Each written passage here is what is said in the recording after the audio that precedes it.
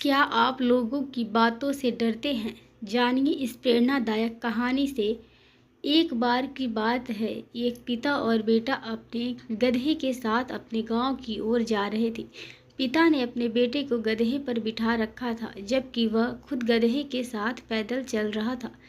थोड़ी देर बाद जब वे किसी गांव से गुजर रहे थे तो कुछ लोगों ने उन्हें देखा और कहा, कैसा बेटा है जो खुद गधे के ऊपर बैठा है और अपने बुजुर्ग पिता को पैदल चला रहा है।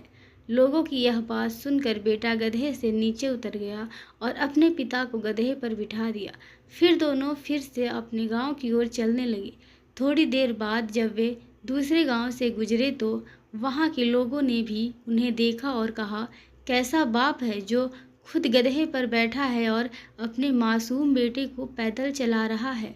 इस पर बाप भी गधे से नीचे उतर गया और अब गधे पर ना तो बाप था और ना ही बेटा था।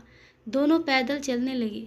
कुछ समय बाद वे जंगल के रास्ते में पहुंच गए, जहां कुछ और लोग गुजर रहे थे। उन लोगों ने जब देखा कि इन दोनों के पास गधा है, फिर भी वे दोनों पैदल चल रहे हैं, तो उन्होंने कहा, कैसे मूर्ख लोग हैं जिनके पास गधा होने के बाद भी दोनों पैदल चल रहे हैं। लोगों की यह बात सुनकर बाप और बेटा दोनों गधे पर बैठ गए और अपने गांव की ओर चलने लगे। लेकिन थोड़ी दूर जाने के बाद लोगों ने जब इन दोनों को गधे पर एक साथ बैठे देखा तो बोले, ये कैसे इंसान है जो दोनों एक साथ उस पर कमजोर गधे के ऊपर बैठे हैं और उसकी जान निकाल रहे हैं।